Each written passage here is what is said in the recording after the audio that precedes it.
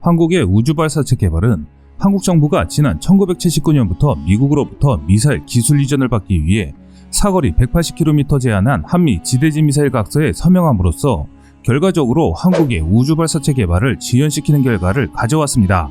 우주발사체를 국제적으로 규제하는 것으로 미사일 기술 통제체제와 한미 미사일 협정이 대표적입니다. 둘 다 탑재 중량이나 사정거래 면에서 일정한 기준을 넘는 군용 로켓, 무인 비행체, 우주발사체 관련 장비 및 기술 등을 제약하는 것인데요. 이는 수출 및 기술 이전 통제와 개발 및 보유를 통제하는 것입니다. 세계 시장만 봐도 미, 일, 유럽은 민간 주도로 비용 절감을 위한 새로운 발사체 기술을 확보하고 있고, 인도, 러시아, 중국은 해외 의존을 탈피하기 위해 독자 역량을 강화하고 있습니다. 우주 선진국인 미국 같은 경우 초기에 정부 투자로 기반을 조성하고 이후 민간 참여를 유도한 후 민간 주도 혁신을 통한 신산업 창출 단계까지 진입하고 있습니다. 2018년 기준 전 세계 우주 시장 규모는 3,600억 달러 규모이며 그중 위성 서비스 분야가 1,265억 달러로 가장 큰 비중을 차지하고 있습니다. 또한 지상 장비 1,252억 달러, 위성체 제작 195억 달러, 발사체 62억 달러 등의 순입니다.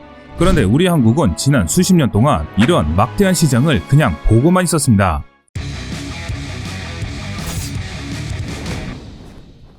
한미 미사일 지침 개정의 경제적 측면을 살펴보면 경제적인 발사체 개발이 가능할 수도 있다는 것이 전문가들의 의견입니다. 고체 추진제는 단순한 구조로 무게가 가볍고 부피가 작으며 제작 비용이 저렴한 것으로 알려져 있습니다. 실제로 우리나라 민간업체가 소형 발사체를 고체 연료 기반으로 개발 중이기도 해 저비용의 혁신적 우주 개발 방식이 가능해집니다. 대한민국 정부가 이번 대규모 우주항공 프로젝트에 편성한 예산은 무려 2조 원입니다. 누리호는 2021년 개발 완료를 목표로 하는 대한민국 최초의 저궤도 실용위성 발사형 로켓인데요.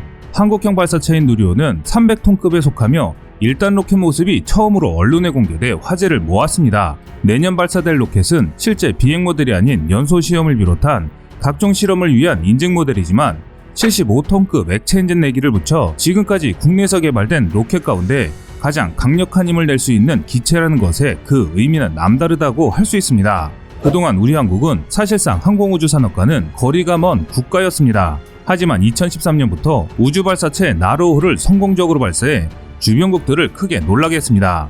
한국은 나로호를 개발하며 얻은 독자적 기술을 토대로 기존보다 약 4배 이상의 재원을 투자하여 새로운 기술을 육성하고자 집중적인 기술을 개발했습니다.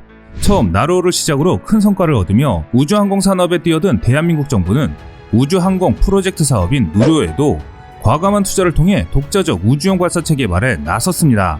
이로 인해 한국형 우주발사체 누리호가 내년 10월과 2022년 5월 전남 나로우주센터에서 발사될 예정인데요. 이로 인해 우리 한국은 국가재난 안전대응 역량 강화뿐만 아니라 정지궤도 공공복합통신위성 천리안 3호까지 2027년 발사를 목표로 진행 중입니다.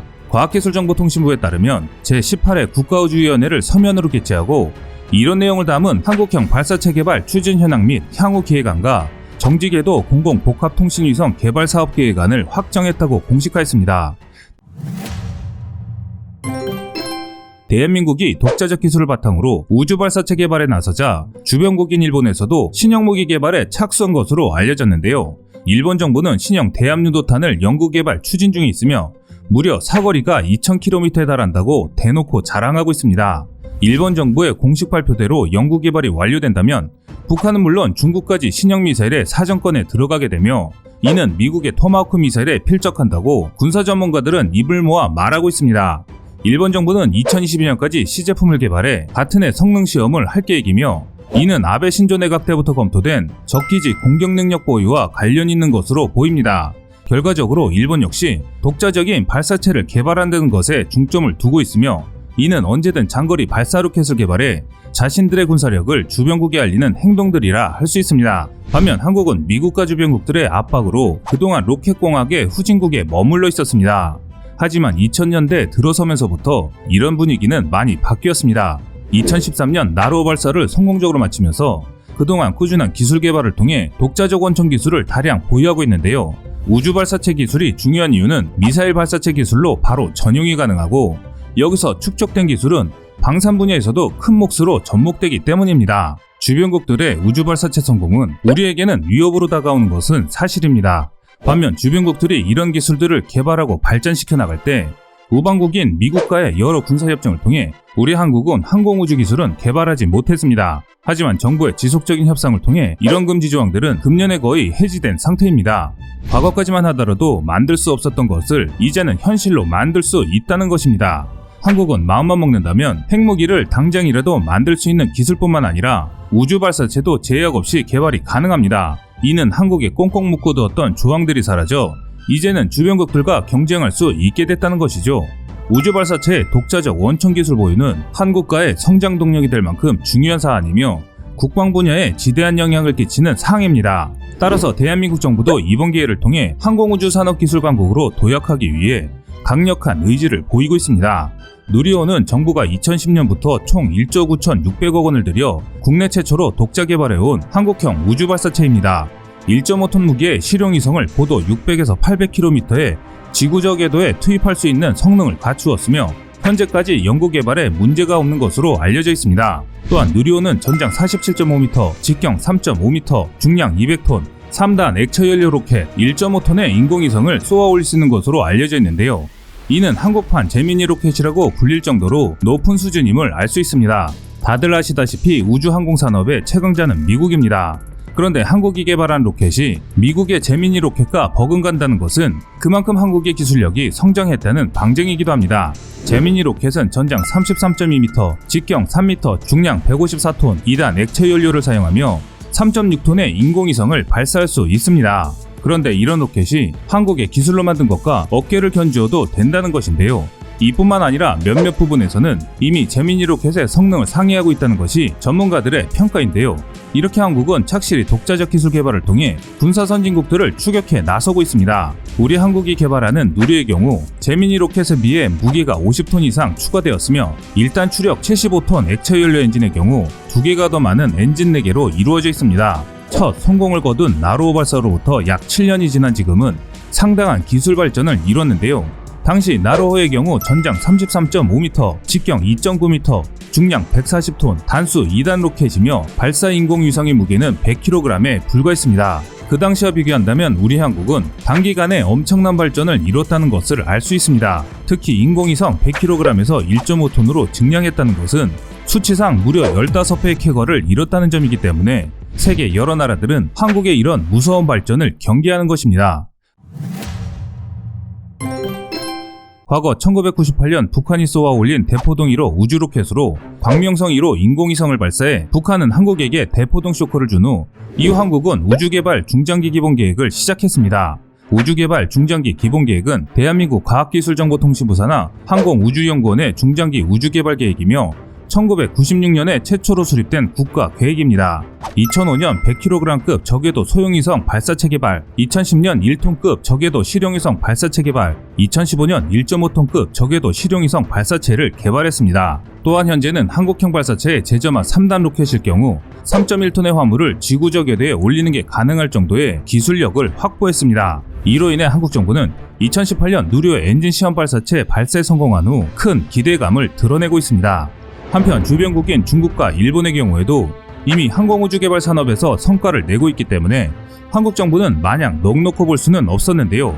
그중 일본의 경우 우주 탐사 분야의 두각을 나타내고 있습니다. 최근 우주 탐사를 끝마친 일본의 탐사선 하야부사2는 소행성 류구의 내부 샘플을 담고 지구에 귀환할 정도로 큰 성과를 냈으며 인류 최초로 소행성 지표면 아래에 물질을 채취하는 성과를 거두었습니다. 일본 정부도 그 성과를 자아자찬하며 자신들이 우주개발 산업의 선두국임을 자처하고 있습니다. 또한 중국도 우주굴기를 내세우며 무인달 탐사선 창호 5호를 쏘아 올리는데 성공했습니다. 창호 5호는 달 표면에 토양 2kg 샘플을 채취하는 성과를 거두었으며 달 표면에서 샘플을 얻은 뒤 귀환하는 것은 1976년 구소련 이후 40여 년 만에 처음 있는 일입니다. 여기서 주목할 것은 중국과 러시아 두 나라 모두 탐사선 발사는 자국에서 개발한 발사체를 이용했습니다. 한편 후발주자인 한국의 경우도 주목해야 하는데요. 그 이유는 짧은 기간 동안 저비용으로 고효율의 성과를 내며 기술 개발을 이뤄냈기 때문이죠. 실용위성과 달리 우주탐사선은 실험과 탐사 자체의 목적이 있기 때문에 저렴한 비용으로 쏘아올릴 수 있는 발사체 국산화가 중요합니다. 이 기술이 확보된다면 한국은 대륙간 탄도미사일뿐만 아니라 이를 응용한 첨단의 미사일 기술을 확보하는 것과 마찬가지입니다. 그래서 한국은 앞으로 우주 탐사의 핵심이 되는 한국형 우주 발사체 개발에 열을 올리고 있는 상황입니다. 지난 과거 우리 한국의 고체 로켓의 역사는 1993년까지 거슬러 올라갑니다. 한국형 관측과학 로켓인 KSR-1을 시작으로 4년 뒤 KSR-2까지 고체 로켓으로 제작했지만 이후 미사일 기술 통제 체제 규정이 묶여 고체 로켓의 명맥이 끊어졌습니다. 이로 인해 발사체 기술이 퇴보하는 아픔을 겪기까지 했습니다. 지금까지 나로호, 누리호와 같은 국산 우주 발사체는 처음 발사될 때 가동되는 로켓에는 액체 연료만 쓸 수 있었습니다. 이는 한미 미사일 지침 탓이었는데요. 하지만 이번 지침 개정을 통해 고체 로켓도 쓸 수 있게 되면서 한국의 큰 걸림돌이 해소된 것입니다. 고체 연료 로켓은 액체 연료 로켓보다 구조가 훨씬 단순하고 값도 싸기 때문에 비용적 절감 측면에서도 크게 반길 일이며 군사무기 분야에서는 반드시 필요한 부분입니다. 현재 우리 한국은 우주산업개발국으로 입지를 다지는 노력을 하고 있습니다. 차후 세계 발사체 시장에서 경쟁하기 위해 발사 비용을 150에서 200억 원 수준으로 낮추는 것을 목표로 발사체 기술 개발에 박차를 가고 있습니다. 지금 한국의 노력이 성공한다면 앞으로 우리 한국은 세계 어느 나라에도 뒤처지지 않는 위력적인 미사일 기술을 확보하게 될 것입니다. 이상 꺼리투브였습니다. 구독과 좋아요, 알람 설정은 좋은 영상을 만드는 데 많은 힘이 됩니다.